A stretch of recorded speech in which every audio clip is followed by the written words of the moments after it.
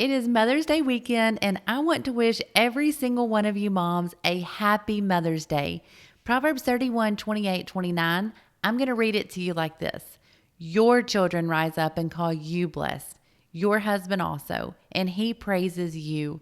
Many women have done excellently, but you surpass them all.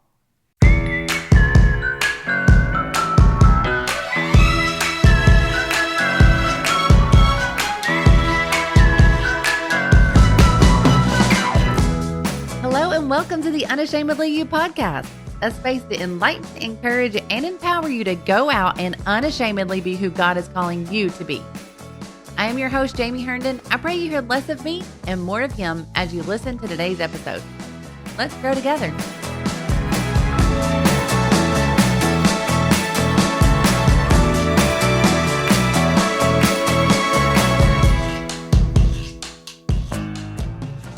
So we have had a focus on motherhood this month, and this week's episode is no different. We're going to continue our focus on motherhood with Dr. Chelsea Hall. She holds a doctorate of ministry in pastoral counseling and congregational care, a master's in counseling, a bachelor's in music and worship leadership, and she is a licensed marriage and family therapist. So I, for one, am so excited to hear from you today. So I guess I should be saying welcome back to the Unashamedly You podcast. Dr. Chelsea Hall, thank you so much for being on. Thank you so much. It's always an honor to join you in the great work that you're doing here on Unashamedly You. And I want to give honor also to you as a mother. It's just an important area of our lives. Motherhood is really, truly one of the highest callings that God gives anyone, motherhood and fatherhood. But motherhood in particular has a lot of weight on it. So I'm really thrilled to be discussing that with you today. You are not a mom or a wife, but you're a licensed therapist with years of training. So how do you give some advice on these things without actually experiencing them? Yes, I am not a mother. I do have adopted nieces and nephews and many friends and family and so forth. However, most of the place that I come from is as a licensed marriage family therapist, as a trained pastoral counselor, is a lot of information that I've learned, been taught, been trained to do, tools I've learned from other people, taking information from the Bible and all of these places. Sometimes I use an analogy that's a little bit humorous, perhaps a little bit sarcastic, but it does explain the point better than anything else. I don't have to be run over by a truck to help someone who's been run over by a truck. And if you kind of think about it, if I have a broken leg and you have a broken leg, we're both on the sidewalk. Do you want me setting your broken leg? Probably not. And it's a little humorous, but the same thing for brain surgery, right? Do you want your surgeon to be well trained to help heal your brain and to fix that problem and go in and do that with knowledge and experience and training? Or do you want someone who has the same problem or the same struggle you do to go in and try to fix that? That doesn't mean that, if your pastor is a parent or something, they can't help you. That's not what we're coming from. But if you're in the middle of a struggle that's part of parenting, then you want someone who's been trained to help you. And so a lot of times that's where I kind of come from, and I come from with a lot of curiosity. Not every parenting situation is the same. Not every mother or every child's the same. But if we approach with curiosity and knowledge and wisdom, then and the Spirit of God, then we can help somebody get somewhere rather than relying on whether or not I understand from the inside. Because if I understood from the inside, I might also be trapped in the same thing. So you are coming from a place of expertise and you're coming from the therapist side, which is really good in not just opinion. So as a mom of three, I have learned before I had children, I was a perfect parent. I was a perfect mother. I knew exactly what everyone should do in every situation. Then I become a parent of one, and I knew exactly what you should do in all of the situations like that child. Then I become a parent of two and realize that your second child's the opposite of your first. And so you actually know nothing. Then I become a parent of a boy. All parenting knowledge is out the window. I have said before to moms, I'm like, look, I am really sorry of how I judged you as a mother before I became a boy mom, because I knew what it was like to be a parent of a girl. And then I become a parent of a boy as well, a mom of a boy. And so, yeah, I've learned to, that sometimes the expertise side can go further than opinions and what you just the experience side. So let's talk to your therapist side today and have you speaking to us moms. I cannot wait to hear what you have to say. So I hear this probably more than anything else. It's a word that I have learned to actually cut out of my vocabulary because I don't even know that it's possible, but it's the word balance. And so we hear so many times as women, mom, wife, there's purpose, there's calling, there's ministries, there's jobs, there's all the things that we have. And people are wondering, like, how can I balance these things? But even though there's no such thing as balance, in my opinion, there are ways that we can make sure we're not running ourselves down and running on an empty cup and running our household on empty. And we need to pay attention to us as well. So, what are some ways that we can do that? Absolutely. I 100% agree with you that balance isn't actually maybe a practical concept, but we do try to use it. I would say that if you want to think about balance like a person on a tightrope, just kind of imagine yourself, you're standing on a tightrope over the Grand Canyon. They never, almost never go without holding some kind of weight in both hands. There's like a long bar and there's weights on both ends. The reason they use that is because it's not just the danger of the tightrope, it's the winds of life, it's the winds of responsibility, it's all these things, the emotions of children, the emotions of husbands, the emotion of all these things that are kind of flowing around you. And there are times when you have to intentionally dip to one side or the other. And so when you think, if you can think of balance in that way, where you have major priorities on both end of your balancing pole, and sometimes you're going to have to choose one in order to balance the other. And then you kind of go back the other way in order to keep from falling. And I think maybe when we think about that, especially in motherhood, research and statistics and hundreds of years of human observation have suggested that if you can identify the two or three core things that are most important to you, then you will be able to have some joy and some maybe even relaxation within the duties that you're carrying out. I know it sounds like a miracle cure, but it is possible to have that, because what you're doing is you're saying, instead of like, I have my whole to-do list, I have to get all this done or I'm failing, right? I have to make sure all the kids are happy and they're fed and they're all of these things. I have to make sure my husband, my family, my home, parenting, we're on a united front, all of these issues, church, your responsibilities there. If you can pick the two or three things that are most important to you, especially in a specific season, because there's so many seasons of motherhood, right? Then you can balance those on both ends of that pole and take time to lean. Maybe one day you get a whole bunch of stuff done. Maybe it's laundry got done, the cooking got done, you got food prepped even in the freezer for next week. Like, oh, that was amazing. So you leaned into the utility side of what had to be done. But maybe the next 2 weeks you have to lean into the emotional side because one of your children is having a struggle. Someone bullied them at school. And so for a couple of weeks, you're really leaning into spending time with them. So maybe the laundry piles up a little bit. Maybe the dishes don't get done quite as fast as you'd like to. And you have to choose between, okay, I help my child. Now I got to choose between dishes and bed and prayer. And which one do I choose? And instead of feeling like you have to do them all, choosing one or two of those things helps. The other thing helps is when you do that, you're choosing what matters most to you. And I think one area that a lot of moms are trying to get at, we hear about me time, right? But I think what we're realizing as research continues to come out, it's not really about how much time you have for yourself. It's what you're doing within the time that you have. And again, it's kind of similar to balance. But what I mean by that is if you have interests and callings and things that matter to you personally, maybe your husband doesn't like that music, maybe your kids don't like that particular worship song, but you love it. Doing those things that affirm you and lead you further into the unique direction God has for you alongside of parenting can be really important. Like we want our children, I think, for most mothers, I notice that it's really important for them to be like, okay, I want to do the best for my children. You can use that to hack your brain to also do the best thing for you. So you don't have to necessarily change the whole way you're thinking, but shift a little. So you want your child to grow up being the whole person God wants them to be, right? You want them to have friends. You want them to be knowledgeable academically. You want them to be spiritually minded, right? You want all these things for your kids. And you want it to be unique for each one of them to what God made them to be, right? So if they don't see you following the unique pattern that God has for you, not just in parenting, but also as a person, then how are they ever going to learn to do that? Now, there's some seasons, especially when they're especially young and when they transition from around, 16 to 18, 19, those areas, they need a ton of our time and energy. And so maybe we're not as involved. So a good example is someone who's super involved or like directs the choir. Maybe they have a baby and they step back for a few years because it's just not possible. That balancing pole has to lean toward baby.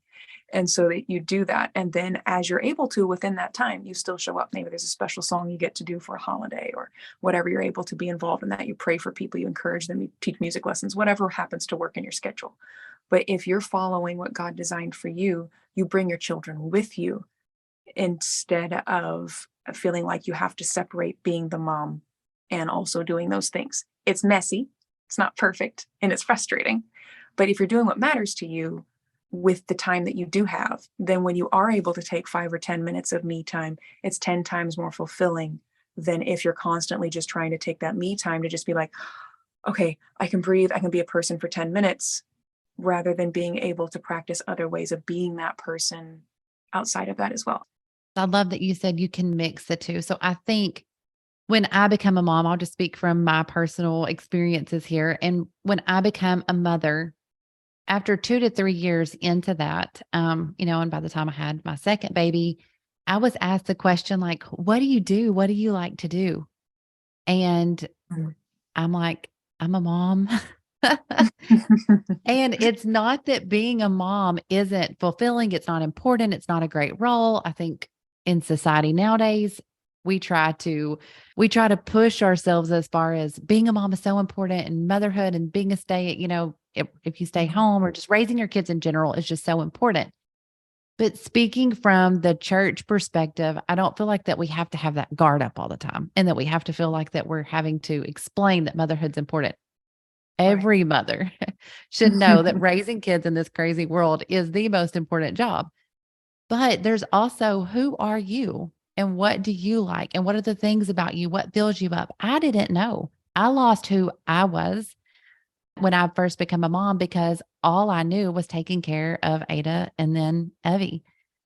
But when they asked that question, I'm like, who am I? What do I like to do? What are my hobbies? Like, surely I'm something besides just, you know, doing this. And surely there's something about me that I like.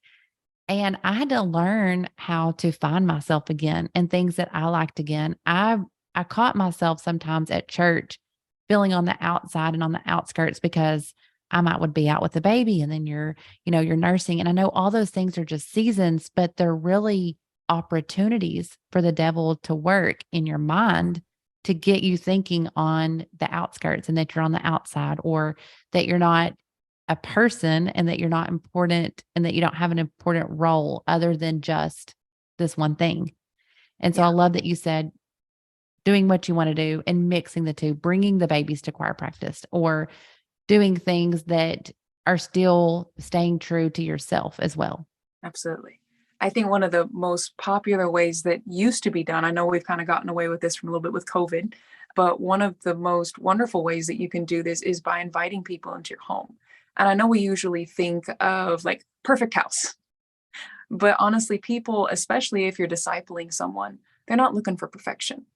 They're looking for something real. Someone who says, the doorknobs might not shine, but my children's eyes shine instead.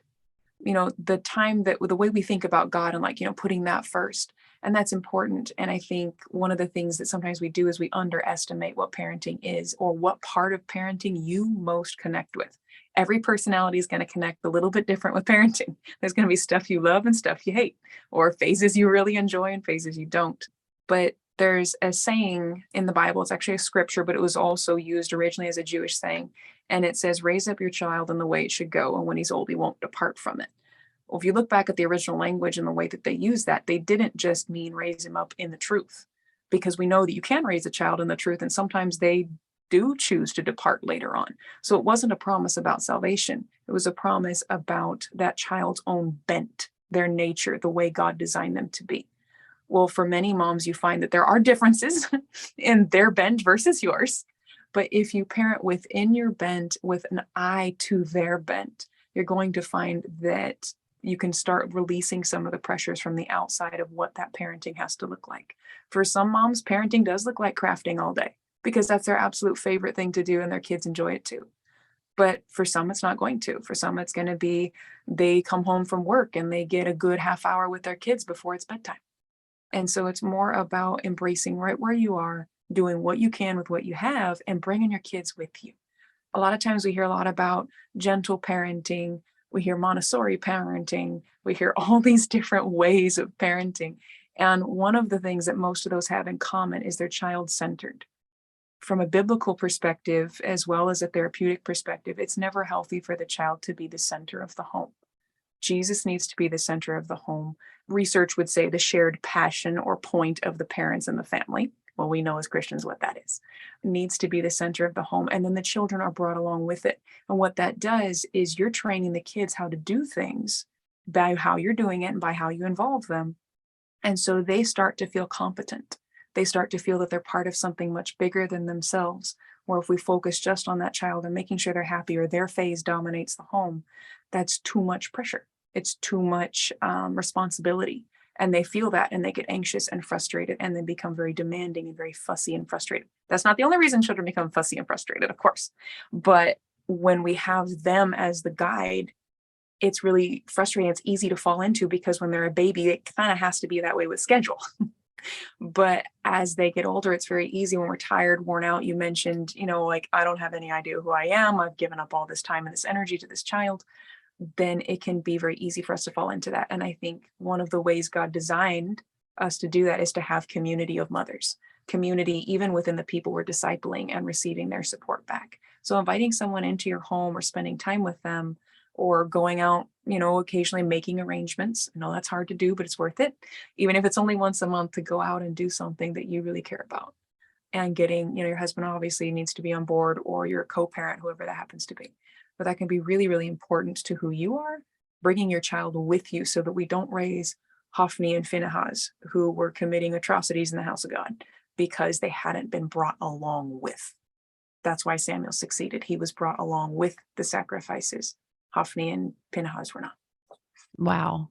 And you were talking about bringing people into the home and things like that. But as women, we play a huge role in like the atmosphere and in the tone of our homes. What are some things that you have seen work in making sure your home atmosphere is positive? I know as a mom and as parents, my husband and I have said often that, we're training these children and we're bringing them along with these things. And sometimes it's constant, do your homework, do this. Like, I feel like I'm constantly clean your room, do this, do that. It's just all the things they have to do, have to do, have to do. And sometimes I think I don't want it to feel like I'm nagging or griping or, I am training them up and you have to make them do these things. But I also want my atmosphere of my home to be positive and to be loving and to be a place of reassurance, not just always of the things that they need to be doing. And do you have anything on making sure that that atmosphere and that tone of our homes is a positive place for our kids? Absolutely. And I really appreciate that transparency you're sharing and like how that feels. Cause I think I know so many mothers can relate to that. In my practice, I talk with people about this all the time. It's just this sense that we want so much. We want our atmosphere to be a certain way. We know that rests on us, whether that's fair or equitable or just or not. That's just how it is. Mom ain't happy, ain't nobody happy. And we laugh, but it's true. And so when you know that stewardship of your home specifically and that environment is yours, it can feel like a lot of pressure. So one, always team up with God. I know that's very difficult to do in the day. Even if it's 5 minutes, you kind of set an early alarm and take 5 minutes to be like, okay, God, I may not have an hour today, but I want to set the intention for how I want my home to be today. And you pick one. And sometimes that intention might be flexible as bamboo, so I don't break. And that might be that intention for a while, and you kind of flex with what's needed. And it's about your person. To put it succinctly, your personal self is what sets the tone. Again, that sounds like more pressure, but I'm going to explain in a minute how you can do that. But how you speak to your children is generally an echo of how you speak to yourself. The same goes for me. The same goes for anyone else around anybody, but especially your own children. They have a biological connection to you. You walk in the room, they start feeling what you're feeling. You do the same for them. So we can't always hide our feelings, but what we can do is, again, that balancing act we talked about earlier, but really pay attention to how we speak to ourselves. Do you sometimes put yourself down? Do you speak negatively? A good example is there's been a ton of research on body image, and that's all goes directly back to how our mothers spoke about themselves or how they spoke about others. And that might sound like a lot of pressure, and it's not meant to be. It just is the fact. And if you think about it, motherhood is so important. A prolific preacher in like the 1800s, he named Charles Spurgeon. I'm sure all of us have heard of him at one time or another, had a quote, and he said, "I learned more about Jesus from my mother than I did from all the preachers in Christendom." And that doesn't mean you can't learn from a preacher or from their pastor or any of those places, but that you learn how to use it from home. When you're holding that baby, as it starts to learn the difference between other and self, it learns it from you. You're the face of Jesus to your baby. You're the face of what relationships look like. You're the face of what their self looks like. So how you talk to them is who they become. Now, not always, there's exceptions to every rule, but how you talk to them shapes them. Now, eventually they get to a point, they're older teens, they start choosing on their own. But until then, that's really important. And I know I'm kind of hammering the importance of that, but I think what happens is when we realize that our words directly impact, we start being a little bit more careful of our words, and we maybe choose to say less words first as we pay attention to what words are actually coming out of my mouth. And there's a couple ways to do that. One is if you're feeling stressed and frustrated, tell the kids, your mommy's going to take about 2 seconds, or you just step out for a second, or you breathe for a moment. You kind of go, what am I feeling? Because they're going to feel what I'm feeling. If I'm feeling frustrated, maybe need a glass of water. Hey guys, let's all have a glass of water. Yeah, hey guys, let's all take a moment. Can we pray for a minute? I really think our day needs to turn around. And when you take that moment to do whatever that is, whether it's breathing, talking to yourself, write something down, remember your intention for the day, whatever that happened to be, you're taking a moment to check in for you. And when you check in for you, you're able to respond to them in a different way, because those positive words really, really matter. And I think a lot of times we fall into neutral words like, okay, this needs to be done and this needs to be done. Like you said, homework and keeping up with a never ending schedule. And there's sometimes where sitting is more emotionally important than the homework. And I think that gets complicated because we hear a lot like you're supposed to spend all this time with your kids, right? And they've discovered something in research. It's not about the time. It's not even about the length of time. It's about the quality of the time you're spending. So if you're able to spend, I believe the research was 5 minutes, just 5 minutes with each kid alone every day, they start to reduce behavioral symptoms. They start to increase their own emotional awareness, and they start to feel more confident, and you feel better as well. But the idea with that is it doesn't have to be very long. It just has to be that you chose to spend that time. That's a sacrifice to plan it. But once you plan it, you have it in a routine, then you can release some of this pressure where like, I'm folding laundry, but I have to fold it right next to my kid so we can read a book at the same time. The kid knows you're not focused. You know you're not focused, and all you're getting is more stress. Sometimes that works, but many times, it's important for you to be able to just fold the laundry and just do one thing at a time.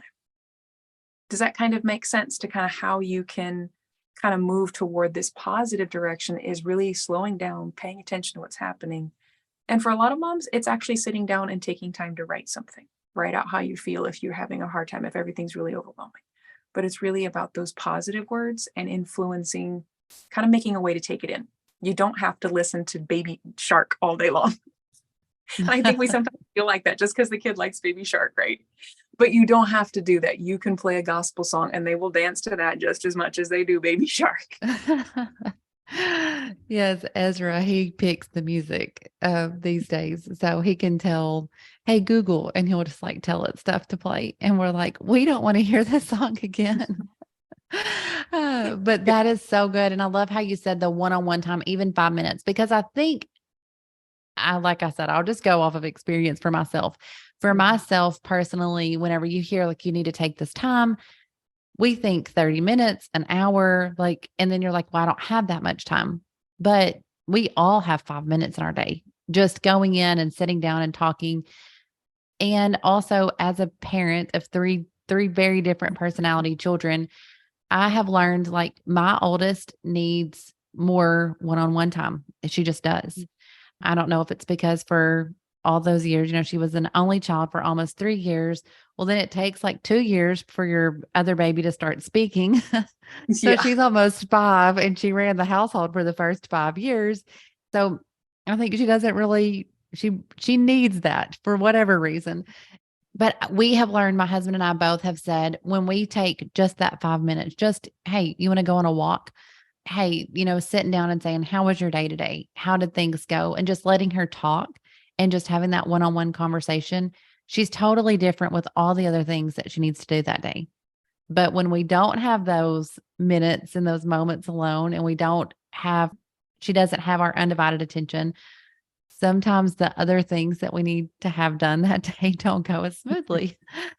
Um, Absolutely. It's like our time with God, right? When we spend time with God, we feel different and better. Our children, we're the representation of God to them. We're their security, we're their peace, we're their reflection, the place where they can figure out, like, yeah, that's me, or no, that's not. And so if they don't have that time with us, and that's where we go back to those like specific priorities, right? Like if you can spend at least, if you need more time, each child's going to need different, like personality wise, the way our brain's wired, we're all going to need something different. But if you can spend at least the 5 minutes and prioritize that, no matter what, it is a sacrifice. It does take coordination with your spouse. It takes coordination with the other kids. But if you can make that happen, they've also proven studies where you feel less stressed because you're like, okay, this is my one thing. If I get this done today, I'm succeeding. That helps a lot. And then the other thing is it proves that their ability to remember, their ability to hold who they are as a person, their identity, is actually increased throughout their childhood and adulthood because they know who they are. They've done longevity studies on this stuff. And it's really incredible to see that, where sometimes we can put all the information, make sure they do all their homework perfect, but we don't get that time in. That time is really the most important thing. It's the lifeline to who they become, where if we don't have that time consistently over long periods of time, we end up with adults and young adults who have no idea who they are because there's not been a consistent connection. And again, sometimes we've grown up this way. Maybe if an older parent is hearing this, like, oh man, I missed it. Like, don't take that as though it's over. Try now. If you haven't done it before, just start now. There's always a chance for repair with children, no matter how old they are. I love that. That is so, so good, and something that I'm going to personally implement even more. But we've been asked a question lately on a topic that can be, Can I say something before you jump in? I think yeah, there's one thing I would have added, and that's one of the tips that helps us to kind of connect with ourselves and our faith as moms, is to actually, well, I say us, but I say that because I include myself as a human. Hopefully someday I'll be a mom. So I'll fix that. One of the things that helps every mom and every dad, every parent, every child is if there's a particular intention you're trying to set for your home, you want it to be peaceful, you want it to be whatever. There will be behavioral challenges that you're facing if you're shifting from a stress related environment where everybody's just surviving. So when that happens, if you can take scriptures or that intention and what those behaviors look like and stick it on hot pink or hot blue or hot purple or whatever really bright colored cards, even if the kids can't read, put a sticker on it. But putting those in each room at different eye levels, at different heights, where you'll see it throughout the day, or maybe repeat multiple scriptures if the kids are older. It serves as a visual reminder that you're doing this together as a family and you're discussing this together. And so if someone's struggling and you're like, all right, we've talked about this for 4 days, they know what they need to do, you can go and point to that card and say, hey, how can I help you do this today? Or you can point to it for yourself, be like, oh yeah, how can I help myself do that today? Sometimes that can be a helpful way. that's such a great idea. I've never actually heard to do that. We're about to have bright cards all over our house. Go ordering on Amazon now. So we have been asked a question lately. I've been asked it more than one time, and I'm just going to directly state the question that I was asked. And it was they would like for us to speak on the topic of how to become a better stepmom. They said it's something that's not talked about a ton. They're not the birth mom, but they're still the mother figure, and they're impacting the life as well. And I know that this is a very important topic, and it's a topic that I'm sure, like I said, we've been asked the question multiple times. So I'm sure more than just the people that have asked the question would like to know this as well. Is there a way that you could speak on this? Absolutely.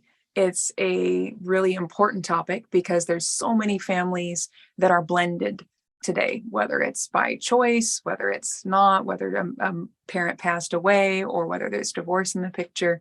There's so many different challenges, and my heart goes out to every step parent, because not only are you dealing with challenges in your own experience, but you're dealing with challenges that you're inheriting or that you're experiencing. So you have an extended system of parenting that you're dealing with.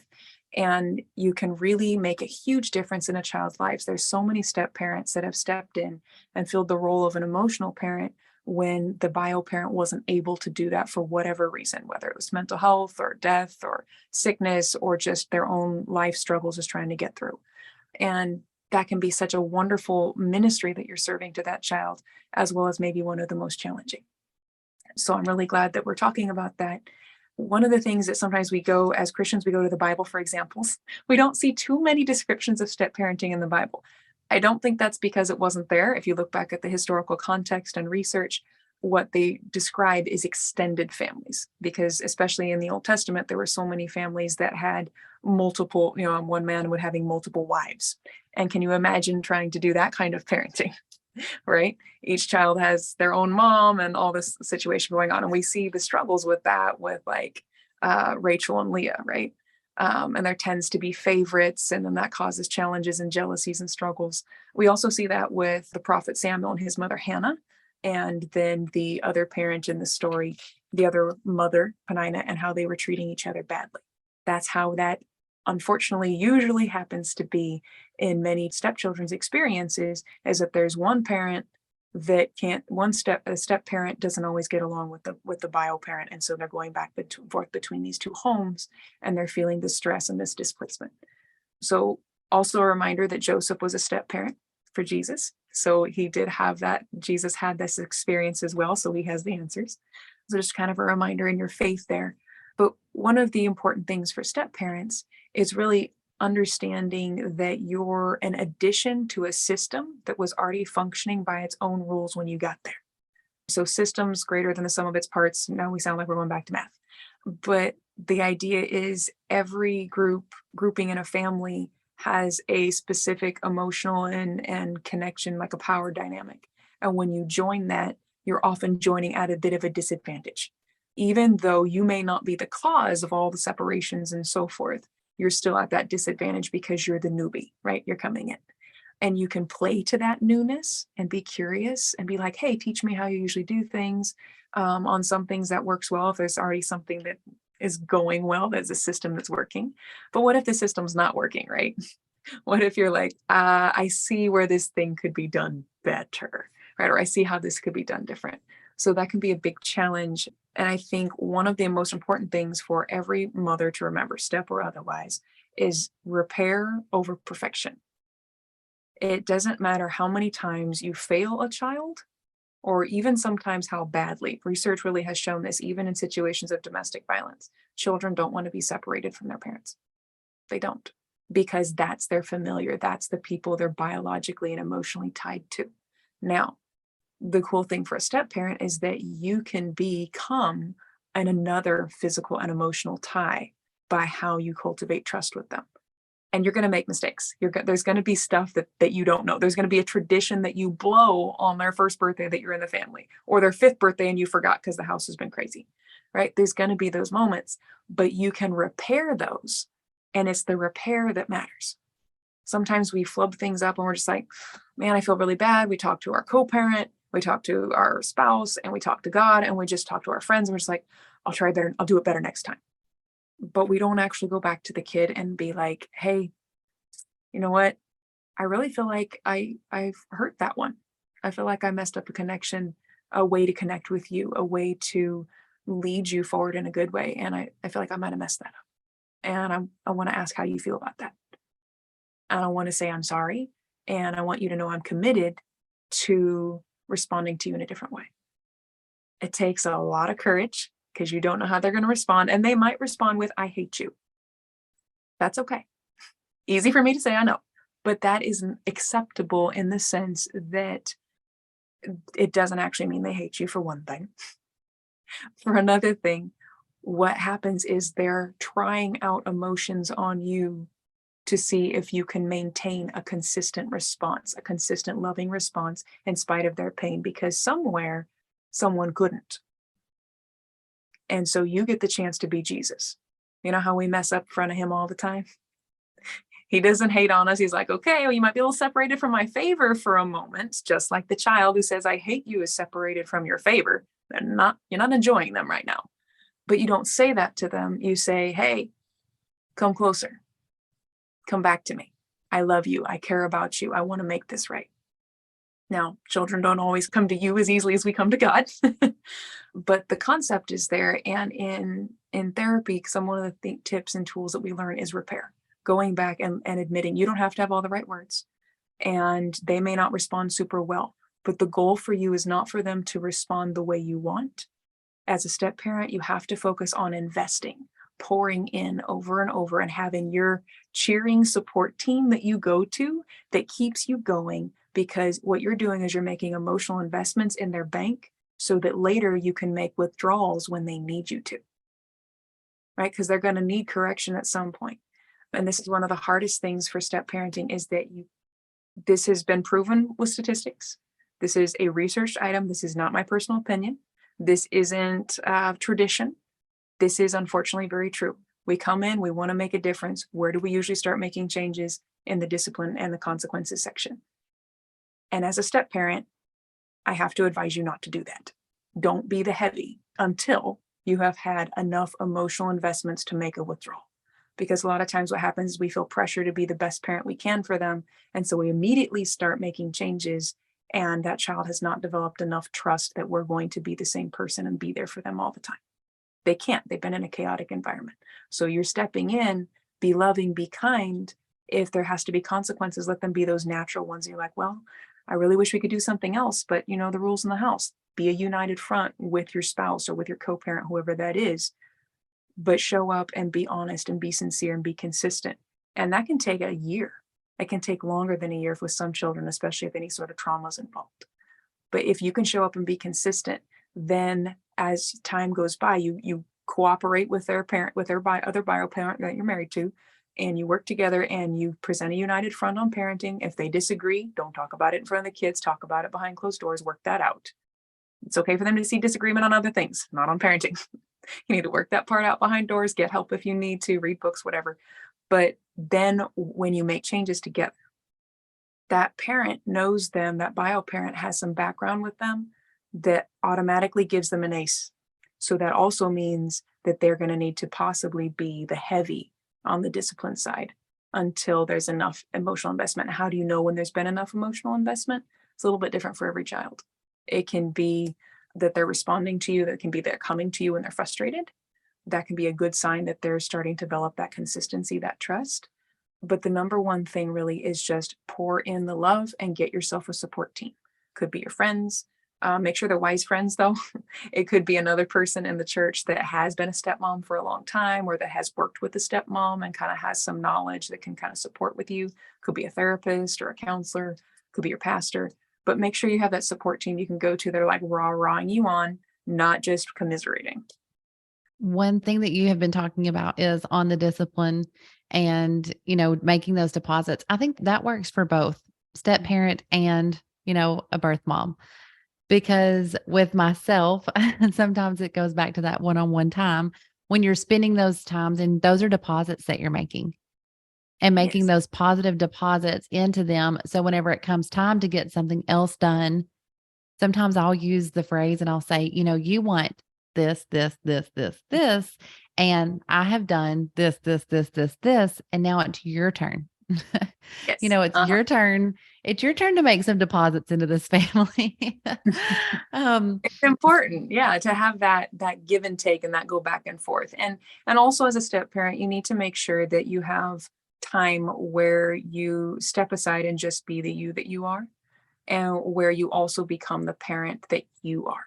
Not just the parent that you think you need to be or that you think the child needs, but be who you are, right? Show up as, some parents are a bit more relaxed. And if you can be a relaxed parent, great. Some parents are a little bit more, scheduled, and that's great. Be that person. But when you're a step parent, you're kind of adapting that to a system that's already there. So be as curious as you can. With younger children, sometimes it helps to tell them literally, I'm exploring how this family works. And I'm not trying to replace anybody. I just want to be another supportive person in your life. I love you. I want to be there for you, but I kind of need you to let me know how to do that. Now you can do that with probably from 6 or 7 on up. You can share it with a 5-year-old. They probably won't have many suggestions. You'll have to come up with suggestions. But it also really works for anyone over 10 really, really well because you consistently show that interest. Like, I want to know what you feel like you need from me. And if they give you, I want ice cream every weekend, then you can ask them a question back, put it on them like, well, is that what your other parents give you? Do you think that's a good idea? Because there is the challenge that there's different parenting in different households. And so it's okay to be consistent. It's also okay to be like, these are the family, this is the way we do the family in this house. So if you don't like something, come to me, tell me, and I'll do my best to address it. But if it crosses some of the rules we've set for the house, then we need to think about how we can get your needs met in other ways because there's predictable consequences for everybody. So I think you're right. It works for everyone, step parent or otherwise. I think just maybe the pressure on the step parent may be a little bit more intense in terms of like trying to figure out what a parent might do in like 5 or 10 years. They're figuring that out in maybe a space of 5 weeks or trying to, which again, you can't do that. Be consistent, play the long game. Don't expect it to go super well at first. It can take a couple of years before someone actually shows you the impact of what you're doing. In our family, my husband has a stepfather, and he came into his life when he was 16. And so he always talks about that his stepdad he stayed back. Like he just allowed his mom to continue to run the household. She continued. I don't think he didn't have any problems with her being a disciplinary. She she stepped into that role as as a single mom, and she was raising 2 really great kids, and so he was already 16, but he said, I can only imagine with me trying to find, trying to lean into growing up into becoming a man and all those things. And if he would have come in and said, "No, I'm the man of this household," he said, "I can imagine that things could have went a really different direction for us and for our relationship." But he come in and essentially left things how they were running Mhm, and left things how they were and respected Matt as a young man. mhm, And he said that he has so much respect for him. He said he always respected him, even as a young person, but as an adult, looking into what he could have done versus what he did has made his respect for him grow more. And I know that we're talking about mothers because we're predominantly women are listening to Unashamedly You, and that is our focus. But it could go both ways. Women, stepmom or stepdad coming into the picture. yeah, He said, he just left the household running how it was. And he was just a support group there. And he was there for, the more fun things and things like that. And so Matt said that it just caused him to respect him even more because he respected Matt and he respected his stance in the house. being the celebrator, start by being the praiser. Sometimes it helps people to think of being, when we're talking in a secular phrase, we say, think of being that really encouraging teacher that shows up, that helps you learn some skills sometimes when it's appropriate and just kind of comes up, but they're not forcing anything. They're just there for you every day and they support you, they praise you, and you do well. They kind of point out, hey, that's not going to work for you. Maybe if you try it this way, if you're open to it. But in church, sometimes it helps to think of like a Sunday school teacher, someone who's encouraging and supportive, someone, and support your spouse. If you're a wife who has a stepfather as your husband, stepfathering for your children, or vice versa, either way, if you're the step parent, be the praiser, be the encourager of not only the child, but of your spouse. And as you do that, that's one way to make mega deposits at the beginning and continuing throughout. Like those are mega deposit moments when you're praising and supporting. And it doesn't mean that you can't be involved, especially, some situations. I'm so glad that, Matt's experience was so awesome. Sometimes somebody steps into a situation where the parenting is not going so well, where the system that's running is running, but it's not working. And if that's the case, I do encourage you to connect with a parenting support expert of some kind to help you have an outside view to make sure you're not missing anything, but also to make sure that you, for that first year or so, just kind of connect, be the praiser, be the supporter. If you haven't done that, you've been part of the family for more than that, just start now. And then you can assist to make changes. But you coming in on your own is more than enough change before you attempt behavioral change or attempt to make things better in some way. I know there's a lot of pressure to do the opposite. but play the long game. God's there. You can recover from things. Just make sure you do the repairing and the consistency. Great advice.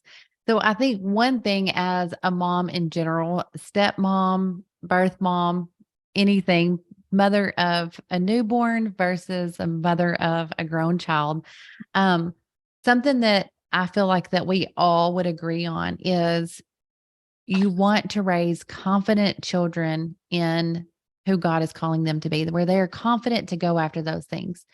I have talked to my husband many times and I'm like, how can I make sure as a mother that I am raising children, my girls and my son, to be willing to step up and to go after what God's calling them to do and to become who God is calling them to be in a confident way.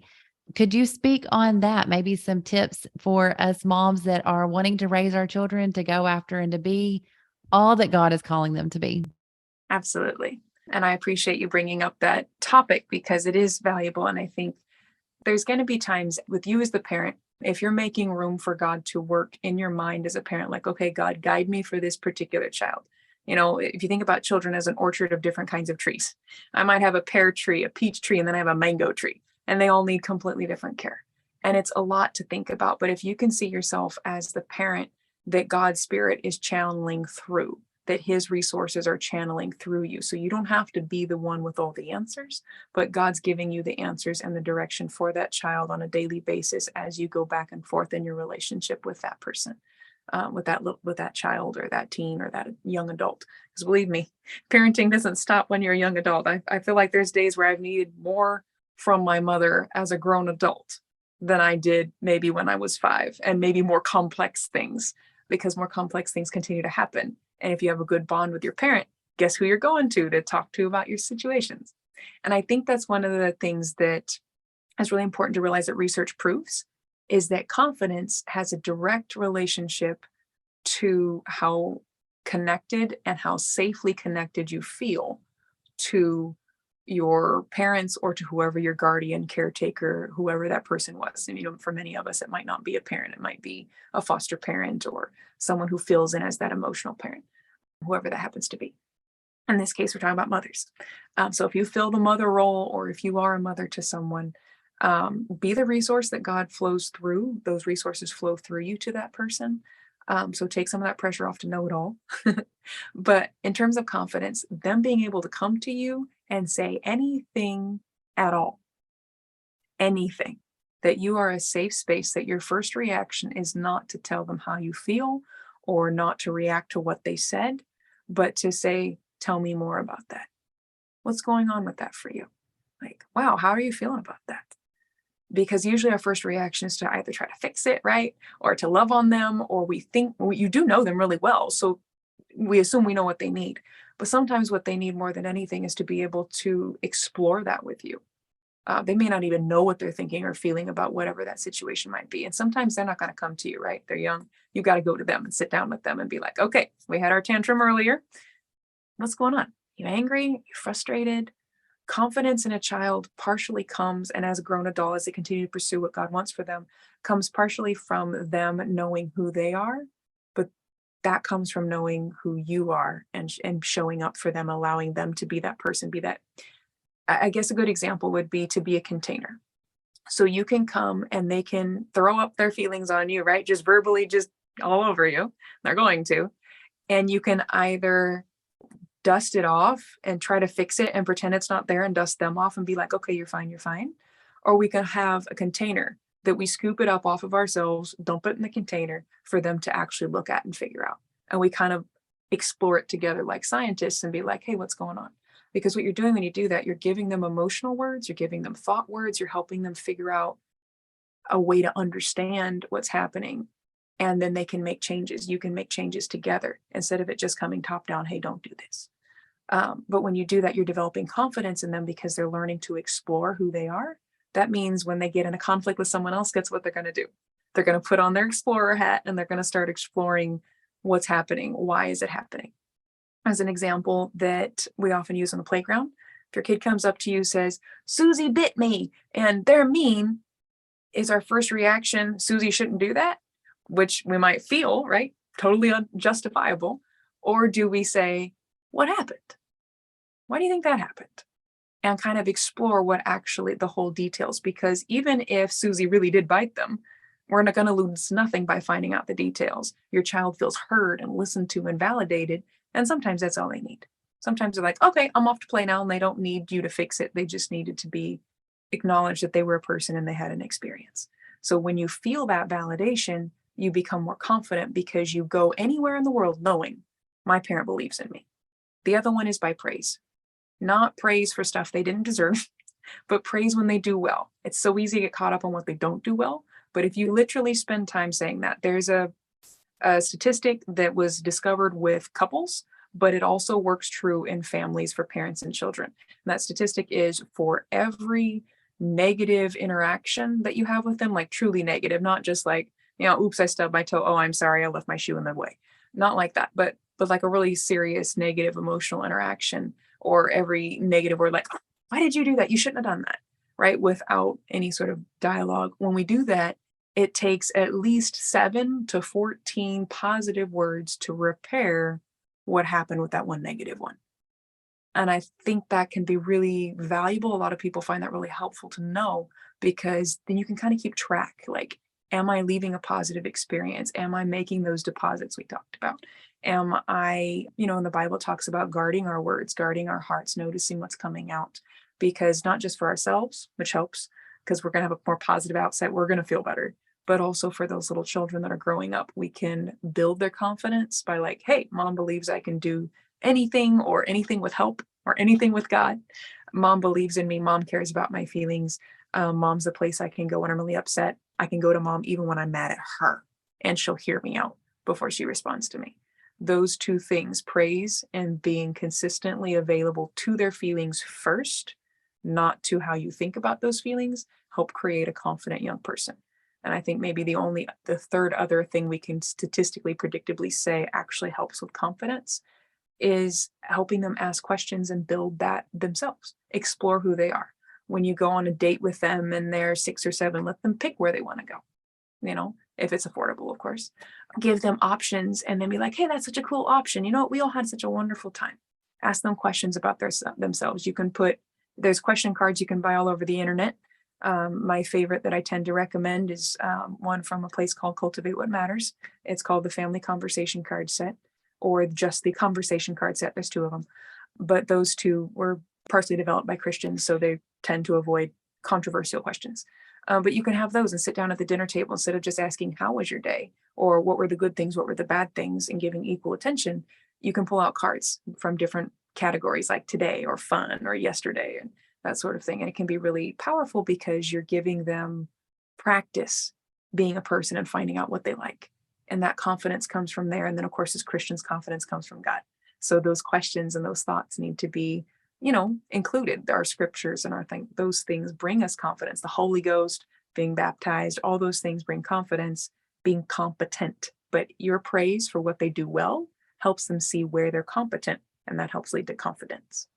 So good. So good. I love so much that you're saying. I know that it is being a blessing to so many. It has definitely been a blessing for me. Where are some ways to find your resources? Someone may be listening to this and think, I need her help. I need what she was talking about earlier. Where can they find you?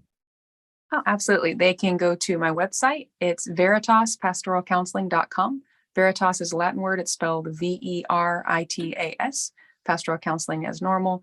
Word veritas just means truth, and kind of embracing his truth in the middle of the truth of where we're at. Or you can call my phone number, 510-512-2353. Either of those will lead you to a way to connect, and I'd be glad to support and encourage and, help you to find the way that God has for you. So, as a therapist to a mom that is listening to this, what are some words of advice that you would leave to a mom they're just needing some help validating who they are as a person and as a mom, that they are enough to their kids? You are already enough, even if you don't think you are.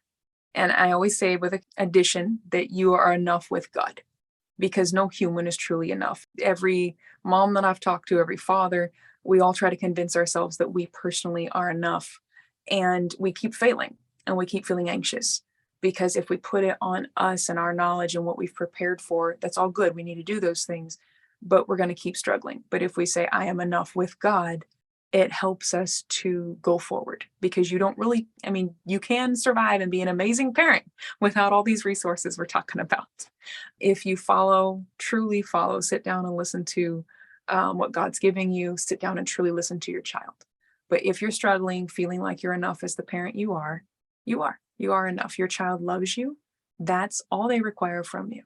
And love is shown to a child by repair, by praise, and just by your presence. Even if all you do is sit down and literally eat the one bag of French fries that you could afford, and tomorrow you're not sure about the rent, as long as you have that love for each other, they will be glad to go through anything with you. They might grouch sometimes, sure, but that is enough for them, is to have you. So if you can work on you and be the best you can be, that's all they need you to do. So I am enough with God. I love that in every situation, saying I am enough with God. So Unashamedly You Community, say that out loud. Tell yourself that often. I am enough with God. I hope that you all have a great day. Thank you so much, Chelsea, for being on here and sharing so much of your knowledge with us. It's definitely been an amazing journey having you on this podcast today. Thank you so much. Thank you. God bless you. Thank you so much for every single one of you that take time week after week and let us know how a podcast episode has blessed or helped you. So just for being an amazing audience, we're going to do a giveaway. I've decided to give away a free coaching session to someone that goes on Spotify or Apple, gives us 5 stars and a review. You just screenshot it, send it to us, and you're automatically entered.